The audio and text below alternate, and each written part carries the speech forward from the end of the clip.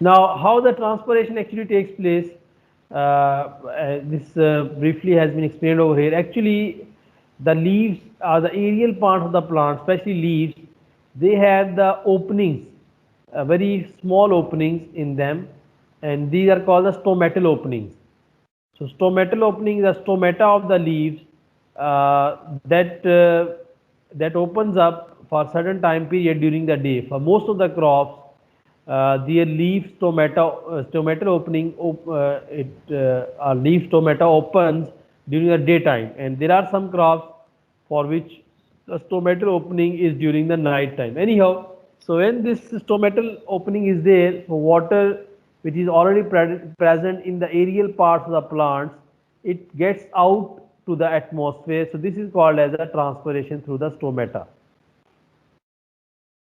Now, sample ET naught values which have been calculated in different climate conditions.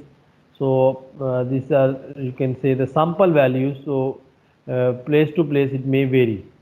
So, for tropics and subtropical areas, especially humid and subhumid and arid and semi-arid areas. So these are all tropical and subtropical areas. जिनको गर्म इलाके बोलते हैं या partially जो गर्म इलाके हैं वहाँ पे जो मीन डेली टेम्परेचर की बेस पे the values have been presented. So for the temperature up to 10 degrees Celsius, so values they vary from around 2 to 4 this millimeter per day as the ET naught value.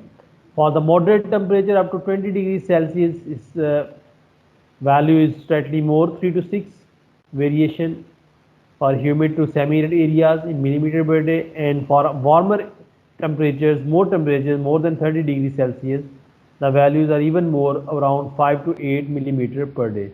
So around you can say in the summer season in our region, so approximately the values that will come for ET naught is around 8 or this is 5 to or 6 to 8 millimeter per day. For temperate regions, again for humid, some humid, and for arid and some semi-arid areas, so again the values are mentioned accordingly.